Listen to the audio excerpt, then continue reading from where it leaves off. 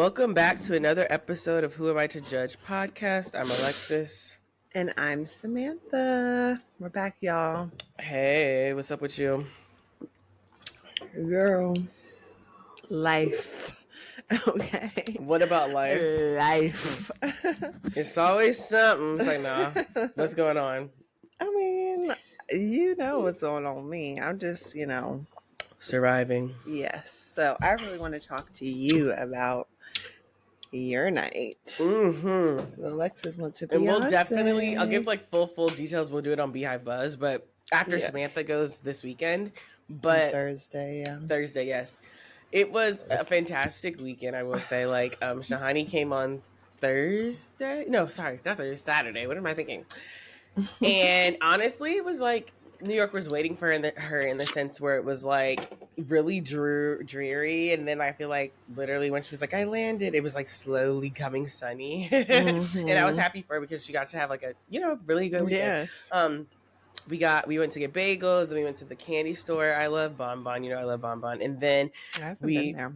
I need to take you there. I just love Bonbon. And then we came back home. Well, we walked around Williamsburg a little bit because that's where Bonbon is. And then we came home. We chilled for like a second, and then went to the dinner, then a Broadway show.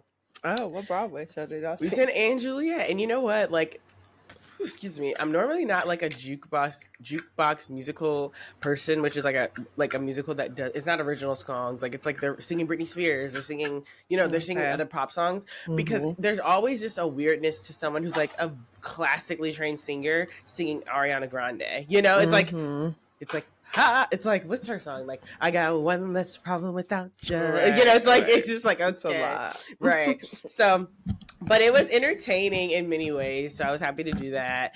And then we went to get ice cream. It was a long day. And then we went home.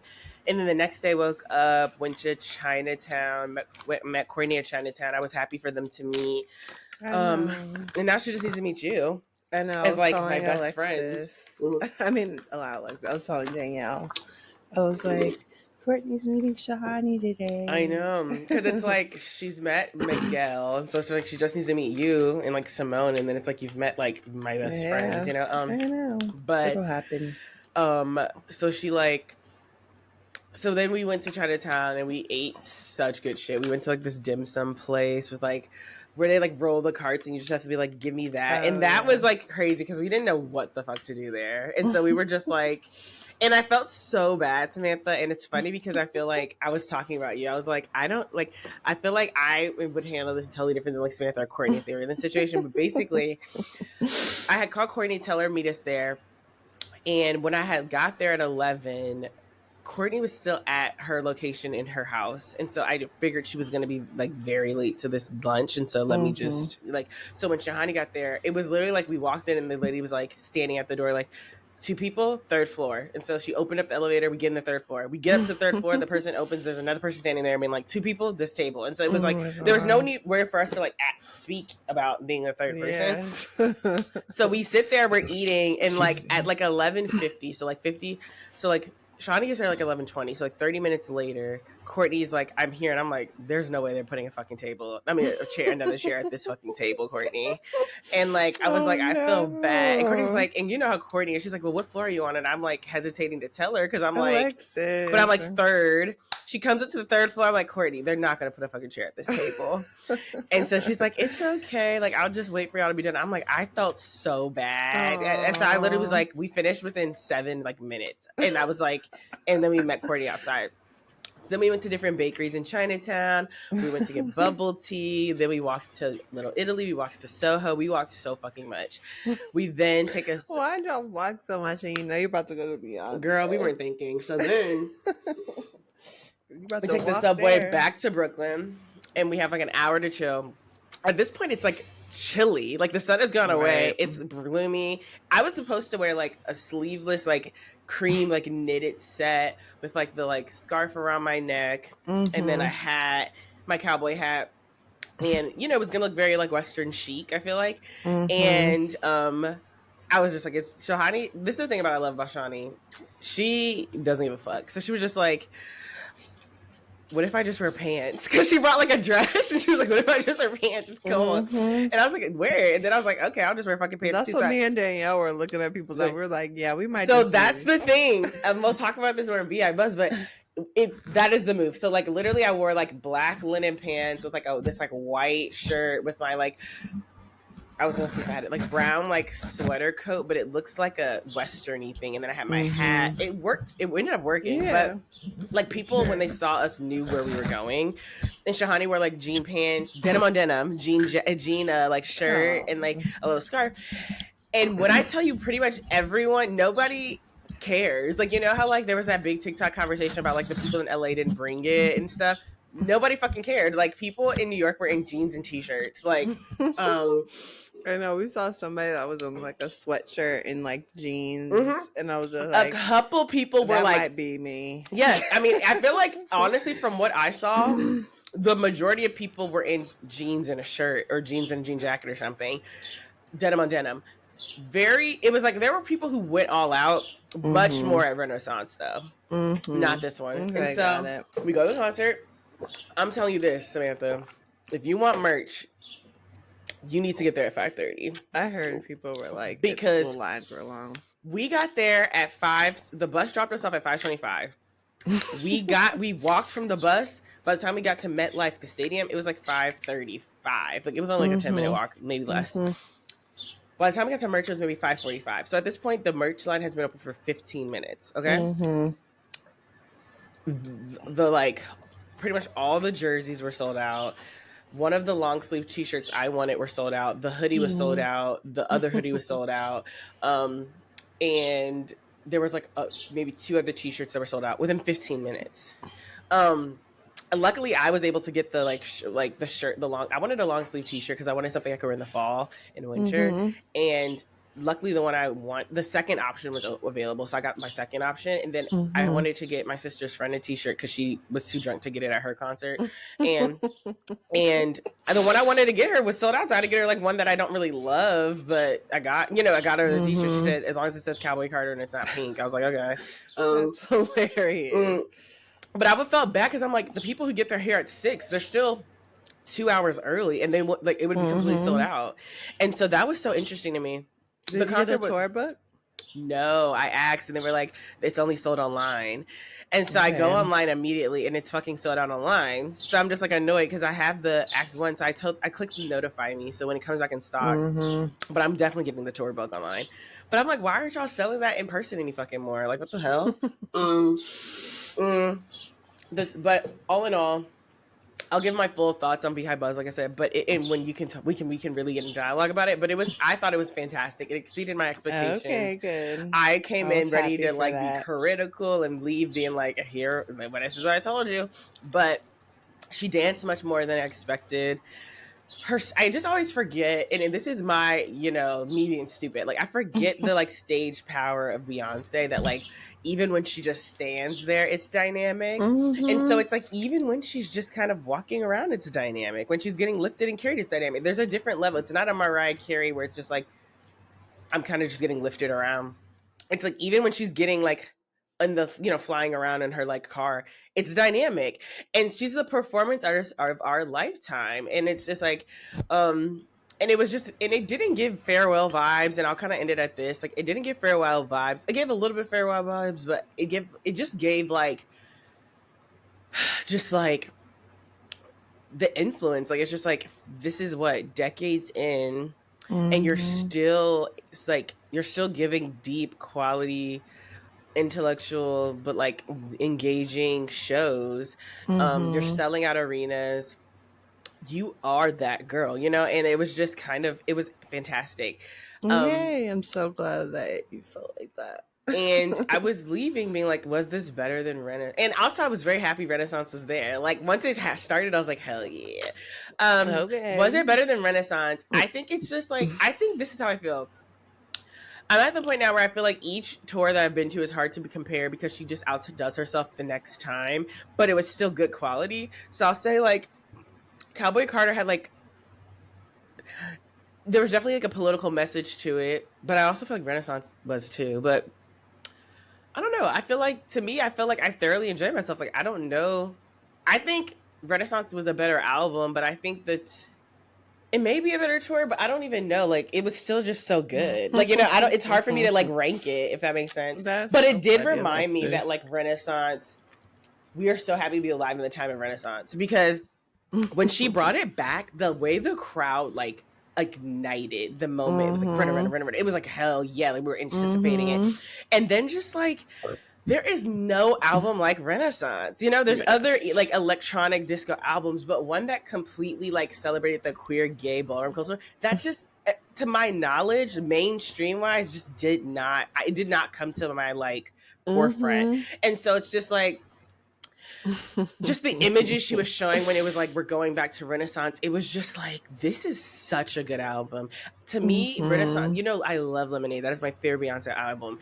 Renaissance might be like tied at 1 for me. Like, I and it's wild to think that her 7th album might be her best album, but it was dynamic when Renaissance came back. But I'll leave it at that. We'll talk more on I just think it's so funny. I'm like, she did it. You didn't want her to do Renaissance at first. I literally said that to Shawnee. I was like, I know on the pod, I was like, why the fuck is she doing this? But I actually am very happy she did it. That is so funny. I'm glad you had fun. I was definitely thinking about it too. I was like, I know she's happy. And I got so many good videos. Yes. Oh yeah. How was y'all seats? Was it like a good view? Fantastic. Like, we were dead center, so it was like we had a great view. Yay. And also we were a little bit like shielded by like a little bit of a ceiling-ish. So like, if it had rained, everybody else would have gotten rain on but us. We were like literally like, we are so lucky. Got it. But we got some stuff to talk about today. I know, and sorry y'all about last week. I had some stuff with my work that threw us off. Okay, no respect. She has a new work schedule, so we're working it out, but we're back. Yes, we're back. Let's get to it. Who do y'all want to talk about? Do you want to talk about the young woman and the baby? Sure. I'm like, I feel like my brain's still waking up, so I'm happy to talk about whatever. I like want to hear more about the concert, but I want to talk about it. I will let you guys wait until I want to talk about it with you. On diet, like, where we can really get into it. So you need to go. So Samantha's going this weekend, so you'll hear that on Beehive Buzz on Thursday, y'all. Okay, so we first want to talk about this woman in Georgia. Yes. So let me get the Adriana Smith. She's 30. She was 9 weeks pregnant when she sought a medical treatment after experiencing intense headaches. And basically the hospital didn't run any tests. They just gave her a medication and sent her home. The next morning, her boyfriend woke up to her making like gargling sounds and believed that she had internal bleeding. She was rushed to the hospital, where a CT scan revealed that she had blood clots in her brain. She was later declared brain dead, meaning that legally she's no longer living. Even though she will never regain consciousness again, her body is being kept alive by machines, all because she is pregnant and had progressed the 3 weeks limit that's set up in Georgia for the Georgia abortion ban. So they're keeping her alive until she can. Emory University. Yes, they're keeping her alive until she can, give birth to the baby, because the doctors are terrified. Like, it would be considered murder, kind of, through the Georgia abortion ban, because she's past 3 weeks. As I said, she's 9. So there's been a lot of conversation about this, of like the like, just, is it humane? Is this inhumane? Yeah. The ethics. Yeah, that's the word I was looking for. The ethics around it. So what were your initial thoughts hearing about it? I was horrified. I was like, okay, like, they are experimenting on Black women's bodies, like, period. Like, this is inhumane. Like, I just feel like, again, they're experimenting on Black bodies. Like, this baby is an experiment. She is, and just like hearing like, a lot of takes from doctors and stuff on TikTok and stuff, is just like, first of all, the money to keep her alive. Yeah, I want to know how much it costs. It's probably a lot. It's a lot. And then just like all of the keeping somebody on life support for that long is, comes with its own complications of like infections. I mean, they have to clean her every time she uses the bathroom. Like, it is like, it's all that work. it is a lot of work. And the fact that she was only 9 weeks, she says now she's 22 weeks pregnant, and her family doesn't want this. So it's horrifying to me. Like, I feel like we're literally experiencing like something very, like, I think a lot of the stuff that we see on a daily basis is like, what the fuck? Like, what type of world are we living in? What do you think? I mean, I definitely feel like it just goes to show exactly what we thought Republicans feel about women, which is like they're just like hosts. Like, it's like they're just hosts for babies. They're like their body actually has, which is like the whole fight for, like, whether it's pro-life or pro-choice, which is they have no autonomy over their body, right? It's like she was looked at as like, once like at the end of the day, she was looked at as a host by the Republican Party in Georgia, and the fact that like, no, like, she's dead and her purpose is to now birth, like, like,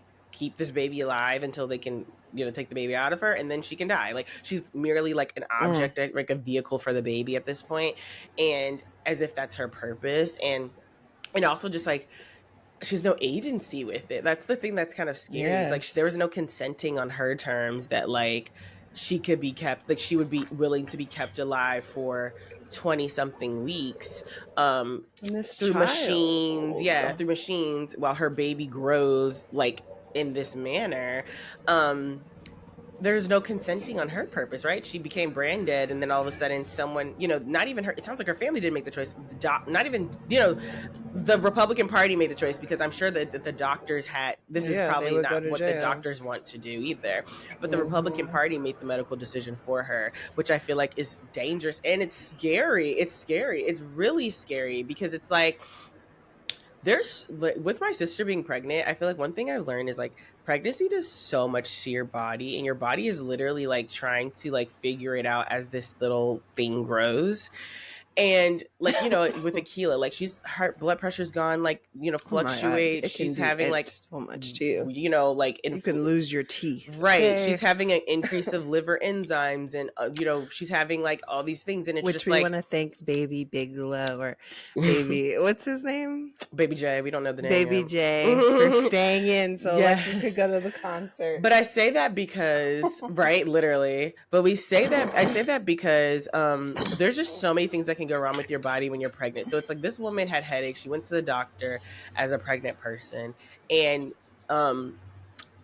hoping to get like the care she deserved, but instead they ignored her. And then the minute she's brain dead, they're just like, well, we're gonna, now we'll do everything. Yeah, now we're just gonna do everything, and because the baby's the purpose at this point. It just shows like the disrespect for women and how we really see them, and how basically she was robbed of consent to like keep her body alive through machines for 22 weeks, to have her baby under those type of stress and for 22 something weeks. They're gonna cut open her. I'm assuming she can't push the baby out because she's brain dead. So they're gonna do it. They're gonna cut open her body to get this baby out. Like, there's just so many violations in my mind, and her family's against it. So it's literally just the Republican Party making the decision, which is disgusting.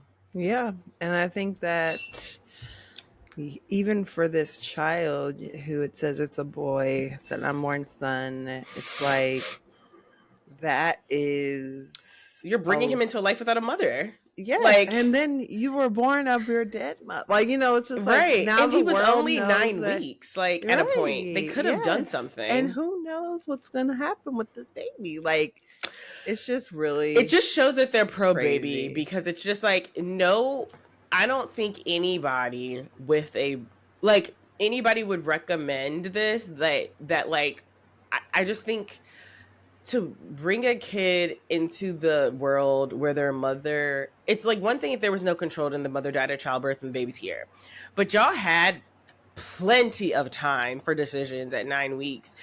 And you're like knowingly bringing a baby into a world without their mother. They're going to be born out of a basically a dead body.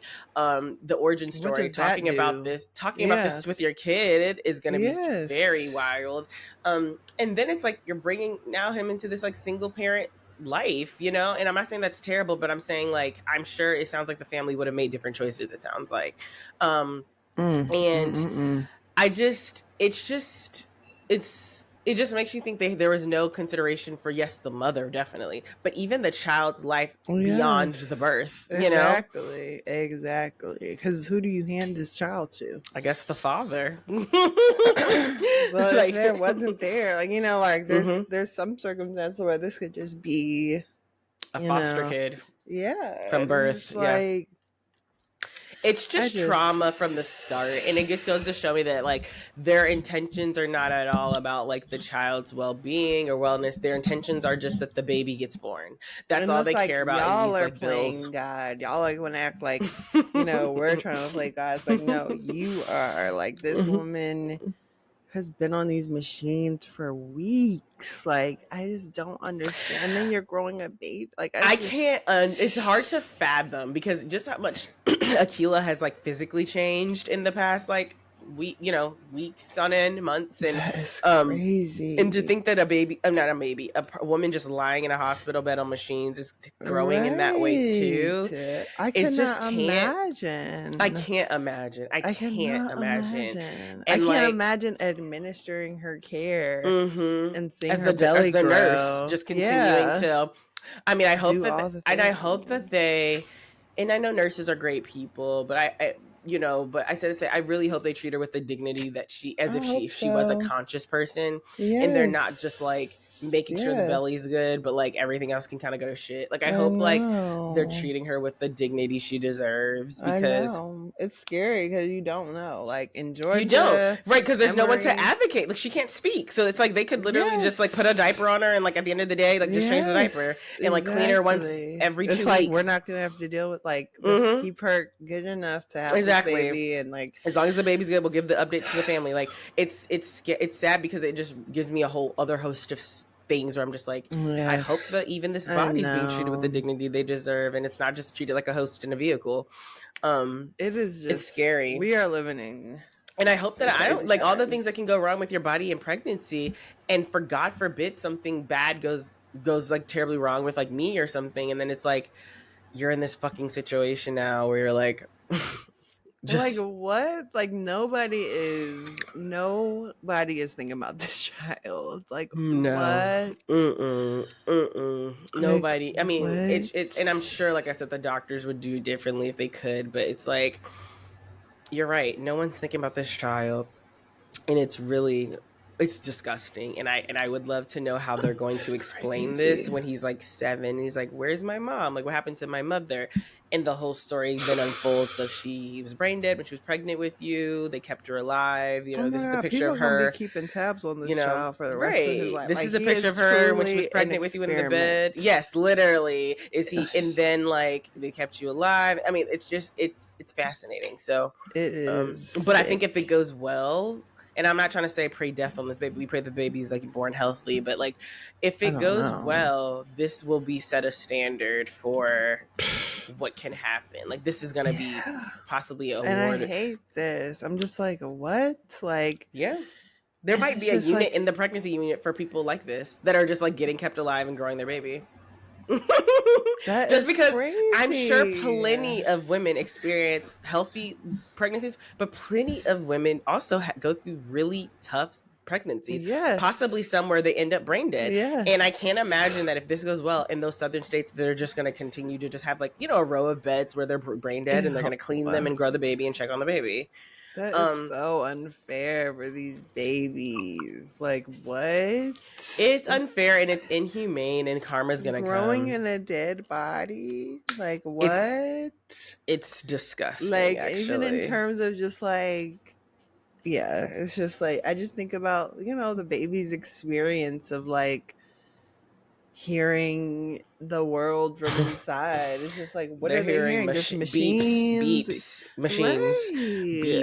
I mean, it's just it's sad. It's really sad. It's really sad. And I think about of course it's a black woman. Like, it's just like, Yeah, y'all don't and give a that's why fuck. I brought up the dignity thing, because I was like, I can just see a world where she's not getting treated like a person now that she's dead, I know, and she's getting sadly. moved around, like, you know, without care, like they would do if someone was living like kind of like an object, you know. She's literally just a host, like, and I so mean, they have to do this for 9 months. Like, it's just like right. So can you there's imagine? definitely one day somebody's not gonna care that much. Like, Exactly, where it's just it's like, I just gotta go and watch this girl drop her hand, do it, drop right. the other hand, you know, like, Alexis. I know, I'm just saying, like, it's just like, it's really, Right. it brings That's up a so lot of questions for sad. me, and I hope that honestly, I know, I'm sure it's very hard for the husband, but I feel like if I was in his shoes, I would want to be at that hospital every day, all day, just to make sure she's getting treated like a human, you know. Right. And like, I mean, if I could, I would be working from my laptop there. Like, it's just like, I want to make sure that, like, Mm. even though she's dead, yes, that you're caring for the baby,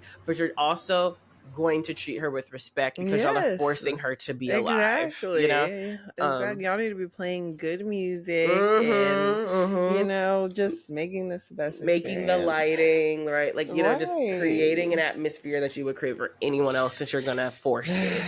But let's move on. That's Sick. depressing.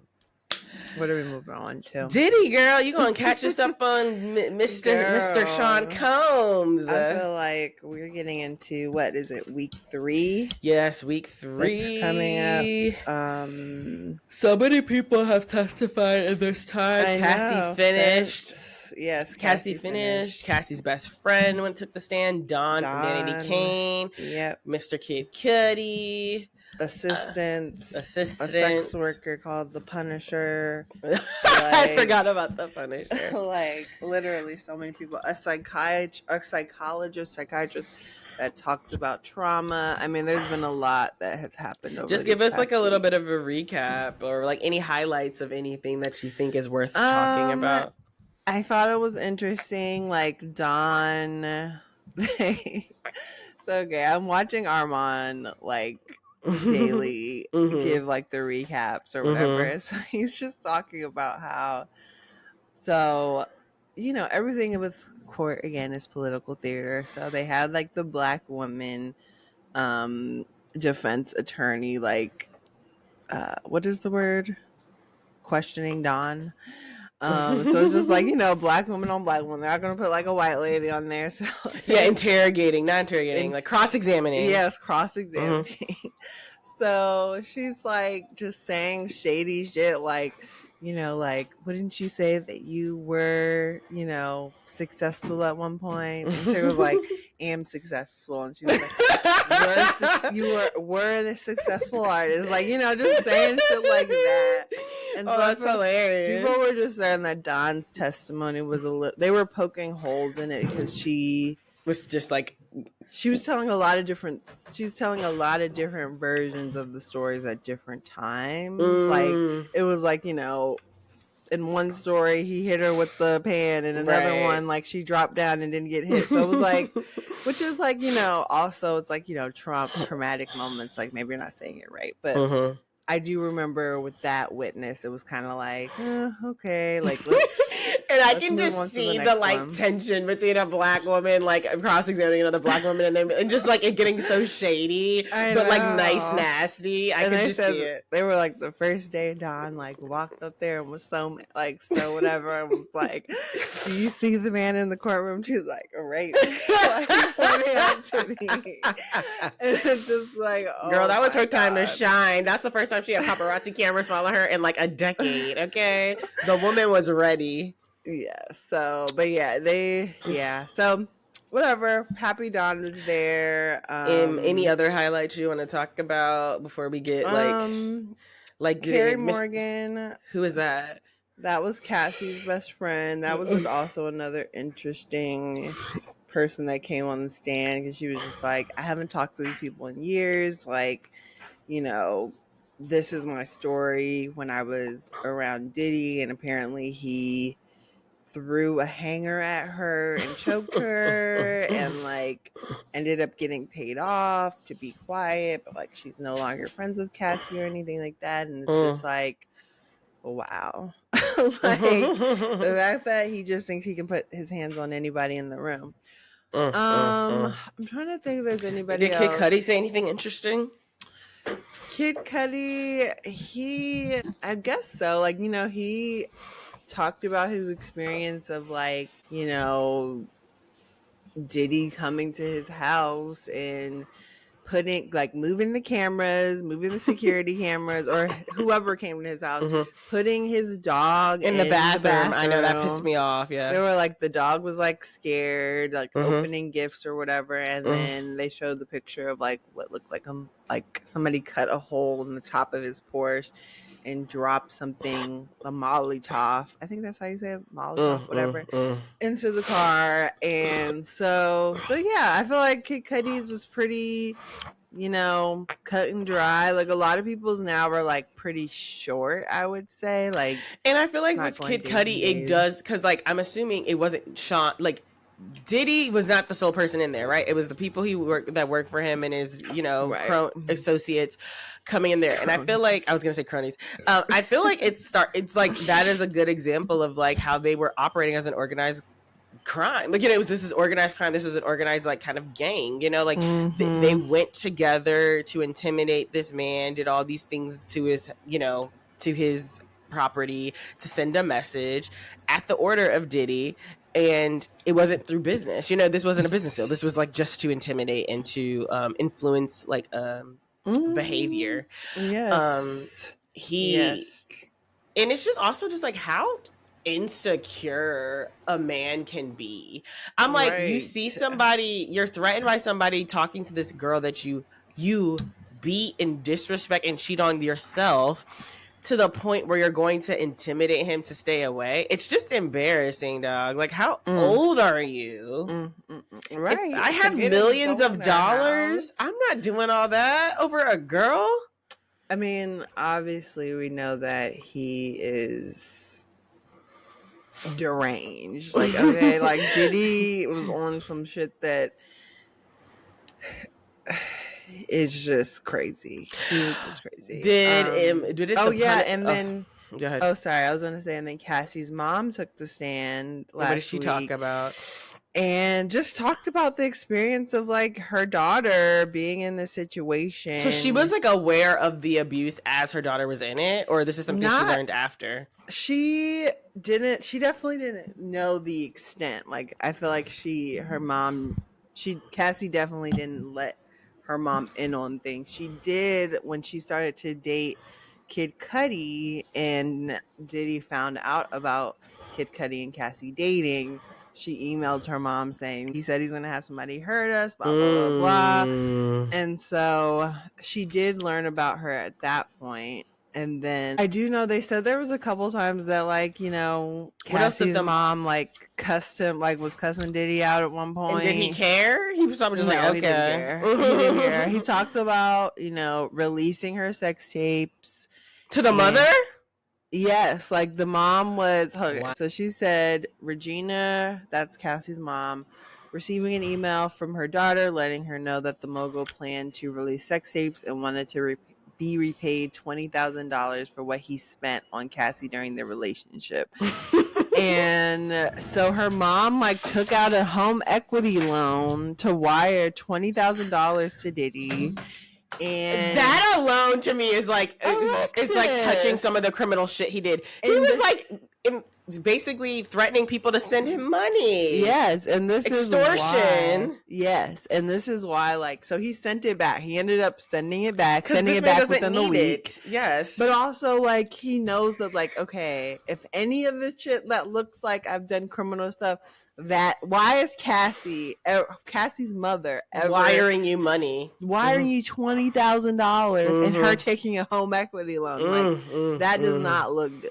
Okay, so that was crazy. Sorry, go ahead.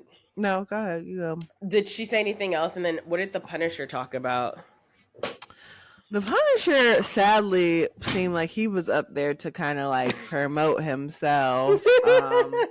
He talked about the different times that he came to, to service Diddy and Cassie, and just like what that was like. Is this the one where they were like Diddy was dressed as like a Muslim woman in the corner, like in a turn? So which was crazy as hell. Like seeing some of those details about him when he would come in, like Cassie again would be in like the wigs and you know, looking disheveled and kind of high and stuff, and then Diddy was in the room like you couldn't see him. There she was like, don't look at him, don't acknowledge like don't acknowledge him. And he was wearing a veil or like a hijab, like you could only see his eyes.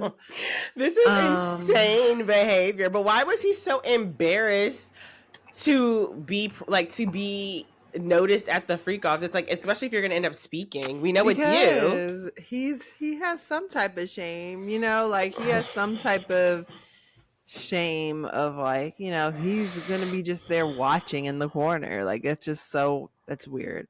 And again would just be directing them. I think he was asked like,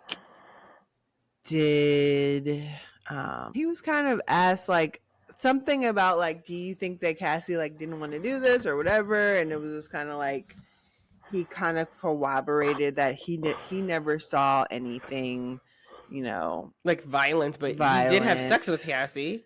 Absolutely. And did he think that Cassie wanted to have sex with him? He believed Cassie actually wanted to have sex with him? Hayes went on to claim that freak off could last for multiple days and would usually begin around 2 a.m. or 3 a.m. He alleged that Diddy would give Cassie directions during their encounters, adding that Cassie would sometimes wince or sigh in response. Wince? That's like not good. No. And then he said on one occasion he claimed Diddy dropped a stack of condoms on the couch and said, he said he was ready to see them F. But it's just like, so there's no way that he thought that. There's no way he thought Cassie wanted to have sex with him. She was wincing. I know. I'm trying to think what else, what he said. But was there any, did any assistants say anything noteworthy? Yes. So one of his assistants, David James, he testified and was just, you know, talking about all of the errands and stuff that he went on. He did say, hold on, let me see if this is the same. This is the guy I'm thinking about. Oh, yes. Okay, it is. So, yeah. So, like, he, you know, was doing all these errands. He would sometimes, his prescriptions would sometimes be in his name. You know, he would just, like, tell him, like, go get these drugs for me. Like, he was just doing all types of stuff. He was setting up the rooms. He was cleaning. He was going before him, setting things up, baby oil, after that, all the things. He said that the night that he stopped, like he quit, was when the night of the Suge Knight thing, where he was like, when they were like, grab the guns and yes, and I think he was driving. He was like, he was in the vehicle with Combs to pick up food. When the security guard alleged, okay, sorry, I'm just like reading the thing. It's fine. So yeah, he was just like scared because he was like, my life is in danger. Yeah, like, all these people have fucking guns. They get in the shootout, they might shoot me. Exactly. And the crossfire. You're also being like, you know, helping with this. You're the driver, you know. So he ended up quitting after that, but he did say once that this was like kind of funny to me. He was off for the night and he like took something, like he took some type of like drug or whatever, and he was like dancing in the corner or something, and you know they have cameras everywhere, whatever. And Diddy like showed him this. He was like, are you high? Or like, were you high? Or something like that. And he was like, oh, I got you. Like, you know, like basically just like, if I ever need this, like I now have you like partying at this freak off, like dancing in the corner, like basically again using it as like blackmail for him. So yeah, that was interesting. Diddy is crazy. Let me think about anything else. Just the lifestyle of him. Like, it's just like, it's just like, can you imagine this is your day to day? It's like, when did he have time to fucking produce music? It sounds like he was like just fucking going to freak offs and then like getting people to like intimidate people constantly, going after people he had beef with. It's like embarrassing. Like, it is embarrassing. You're like 50 something, you're like 40 something at one point, and you're doing this shit. It's embarrassing. My thing is just like, there was no way that people around him didn't know this. Like, I'm just like, there's no way even just people that were associates of the man didn't know this. Like, this type of behavior, he has touched so many people. Kid Cudi, Suge Knight, that you're telling me they didn't go and talk to people and talk about Diddy. Like, this is at a level where it's like, yes, of course the people that worked for him knew. Exactly. But even just the music industry fucking people knew. Said, you know? Yeah, somebody was saying that you know, just living in LA, like they've heard stories about this, you know? So it's just like, it is weird just looking at everybody else. And just like how crazy it was. Like, you're like, it's just like, I can't imagine a life like this where it's like, you're at a freak off for 4 different days, and then all of a sudden your enemy is like, you know, at the diner down the street, you tell everybody get guns, we're going there. And then you hear that your girl is cheating on you. So like the next day you're then going and breaking into someone's house. It's like, this type of lifestyle is actually, it's hard to fathom because it's just so it's like only a rich ass person with no morals and feels that they're invincible. This is their lifestyle. No normal human operates like this. I wanted to also bring up, so like Kid Cudi, after, you know, the whole thing, like him and Diddy were like in contact, and it was just like, you know, like, we need to squash this, like, whatever. There's no talking to him after you put my fucking dog in the bathroom, bitch. Hello. But he's also like, this guy like is crazy, like, I need to get him off my back. So he went to meet him. I think he was at like, I think they met at like Soho House or something, and he's like, Kid Cudi was like, he was standing there like a Marvel super villain, and like they like squashed it kind of. A like, Marvel super villain is hilarious. And then he was like, and what about like, so what about my Porsche? She was like, what are you talking about? Like, he would not acknowledge what actually happened. Yeah, what actually happened. And then he was just like, you know, all right, well, fuck it. Like, he's crazy. Like, he is crazy. The last thing I'll say is that Don Hughes, a psychologist, came to answer questions. Like, I knew I was happy that they had like a psychologist that is an expert in trauma, like, explain, because I think that is some of the things that unfortunately you hear online. It's like, why didn't she leave? Like, she wanted to stay and blah blah, like dumb shit. And it's just like, do you understand how trauma works? Like, that's just not how it goes. So she came in, was explaining, you know, the effects of trauma and what you might do and blah blah blah. But the cross-examination, it was kind of weird because they were just trying to, again, like, her credibility, like, they're trying to just say, like, is this like all you do? Like, you like make money off of like going to trial? And like they were asking her about, you know, her wages. Like, she gets paid like $600 an hour, and like just basically saying she's here for the money. And what do you think is like Diddy's mindset right now, as he's seeing all these people that either used to work for him, or he used to fuck, or he used to just have some deal with, are coming and saying all these things? What do you think he's thinking right now? He's just trying to get off. Like, so he's just like, Lord, please forgive them. I am a Christian man, and I'm gonna read the Bible. Like, he's also like, his mind, I'm sure, is going through all of his past. I didn't see you get up there. All of his like stuff. Something that reminds me of like this girl on TikTok. Like, she's talking about how she feels like Justin Bieber is like a loose end. Oh yeah, I agree. And it's like, I'm sure he's thinking about people like that. Oh my god, I'm sure. I don't know how much Diddy has like access to the news and stuff, But like, if he knows that Jay-Z is in New York, like, I'm sure like he is thinking about just all these different people, all these people that like, will they subpoena them? But honestly, I can't call it. I just like, I cannot get in the mind of that crazy man. Do you think there's like, at this point, do you think he's like, if you had to guess today, like from what you've heard, do you think that he would get off, or you think that he would be going to jail? I think he'd be going to jail, to be honest. I mean, they have at least proven without a reasonable doubt the sex trafficking, because it's like, to the like technical definition, he has transported people for the act of sex. He has kept them as hostages. Yes, for feared days that they and days, for that they couldn't leave for had like guns, right, like they have absolutely proven that without a reasonable doubt. So that alone, he's going to go to jail for. I feel like it would be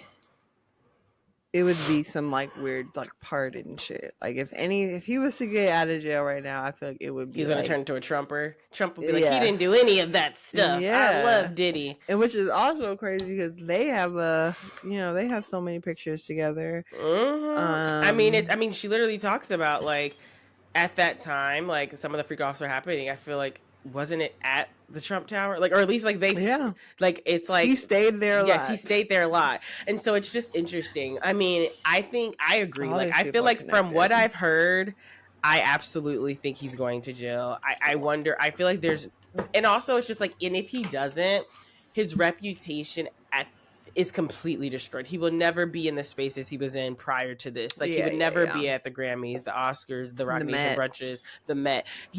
And I feel like, so for me, I feel like, I mean, of course, ultimate justice is him getting found guilty because he hurt people.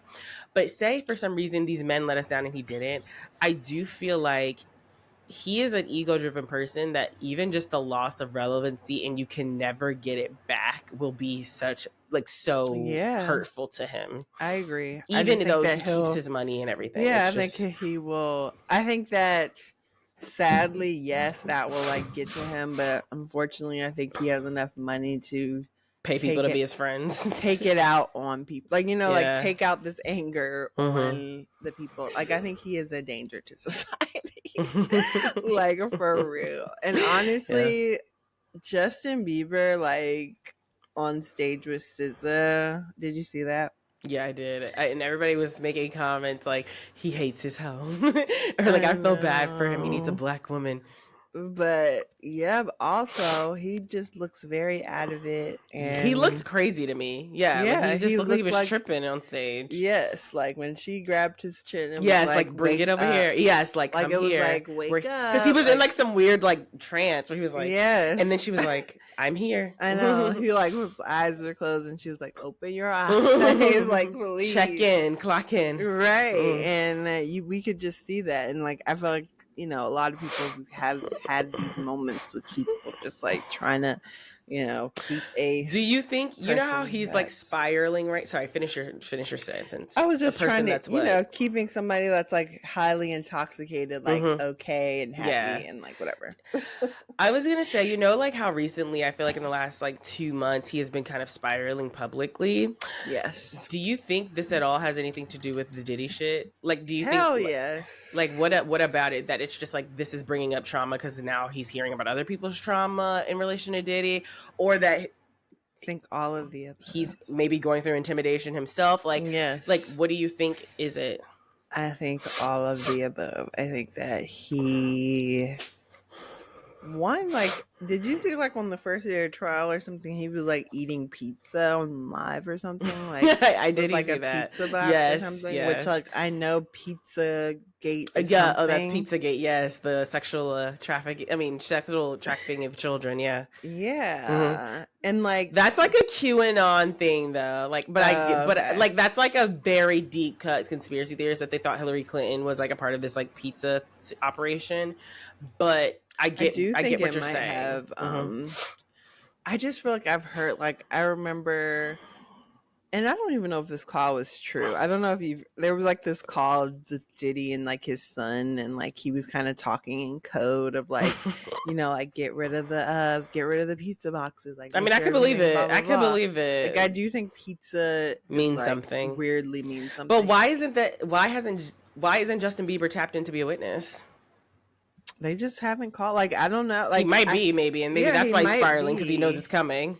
Yes. Mm-hmm. And I think that because we don't know the witnesses beforehand. But then they also, like he's also not, they might not call him because of like, his instability right now. But I think that, I think Justin Bieber is sadly like, he has seen some things. I mean, we know that this child was sexualized as a child, like by a lot of people in the industry. Katy Perry, the Kardashians, everyone, pretty much everyone. Yeah, everyone. And so it's like, I think that he is definitely spiraling. I think he knows that he probably has a lot of information. And this girl on TikTok was also saying like, like somebody might be just like setting the stage, or like, they got to set up the story if they're planning to take him out. I wish I would, God, hope not. But like, like if they're planning to take him out, like they have to like, like, oh, he overdosed, quote unquote. It's like they have to make it seem like that's a possible thing that could happen. I just think this is only the beginning for Diddy. Like, once this case is over and shut, I wouldn't be surprised if the Kim Porter one then opens up. I wouldn't be surprised if like Biggie and Tupac, they're looking into something. I just wouldn't be surprised if like this opens up so many things, and that like this and I think this is why Diddy was like collapsing when like the first thing came out with Cassie, where he was like, well, I'm love, and people, it's like he understood that this was like the falling of the house, and there's never getting like, it's never coming back. Like, his no one will ever want to do business with him alone for what he did to Cassie, because you're literally saying that you will partner with someone who's like this, and he knows this. He needs to make sure he has good stock investments, because no new business is coming out of this unless it's with the Republican Party or something. Yeah, that's what I was gonna say. But like, unless it's one of these red pill, right? No one's gonna attach their brand to him. Like, no more Ciroc deals. Like, what I'm saying? It's like all of that is done. It's a very interesting about like the couple people I think is interesting. Lauren London. If Lauren London gets called to the stand, and now I am kind of looking at Nipsey like, like I could really see Diddy being behind so many of the things. I'm not surprised. He is moving like he thinks he's invincible. Sure, he tried to kill Al B. Sure. Like everybody that he started in business with, like besides like Al B. Sure, is dead, Alexis. Like, and then all the shit like he somebody was breaking down the timeline of Biggie's albums, like, first of all, Biggie used to call himself like Frank White, and so his name on like all, like that's his name, his alias when he's like at hotels is like Frank Black. Sometimes it's Frank White. And then it's like when just like the albums, like it was called, Life After Death, like Ready to Die, like Life After Death, like I think that Diddy was behind all that shit. I think he has been doing this for a long he's been moving in really risky ways, and he got away with it for the 90s. Yeah, he's gotten away with it for a long time, so it allowed, he hasn't covered his tracks in the way he probably should have, and now he's really having to pay for it. I think Diddy is going to be a very interesting case study, because like it won't be like it will be, I think this is like more explosive than like the R. Kelly shit to me, because it's like, I think this is going to unlock so many other major criminal cases that like we are going to be looking at this man as like the kingpin of New York. Like, he was operating like a fucking mob boss, It's like it's fascinating. And there's a lot of living people that are like looking at this who know shit that are like, we already know one of them is fucking Jaguar, right? But it's like, I was waiting for this moment all my life. Lauren London probably too. Like, you know, oh my God. And then he has like a pattern. He'll like post them after some like crazy shit happens. Like when Nipsey died, like he posted Lauren London and like she was like, don't fucking play with me. Like, you know, whatever. And I'm just like, wow. But I was gonna just say, I'm so sorry. Like, I just cannot help but think about Jay-Z. Like, I cannot help but just think about what the fuck how does he feel? Like, I think I just would love to know what he thinks. Who again? Jay-Z. We'll get onto that with Beehive Buzz, but yeah. I would love to know too, because I think it's probably very complex, whatever he feels, because I think it's a mix of a lot of emotions. But I would love to know. What? I would love to know. I gotta know. I gotta know. Like, I'm just like, and then I told Alexis, I was like, him being in New York at that like government building, that was a flex. Okay, that was a flex. I mean, Beyonce being in New York, you know, like saying like "Welcome home," like whatever. It's like you own the city, basically. And like, that was. I feel like that was like the first time Beyonce has like acknowledged Jay-Z like on a mic, rather than just like, give it up for my beautiful family. Usually it's like very much like that. Like, it has been like she didn't do it yesterday. Yesterday she said, give it up for my children. And that's it. Oh yeah, you saw Solange was there. I did see Solange was there. Mama Tina was there, and Jay-Z wasn't next to them. But look, Solange don't fuck with that man.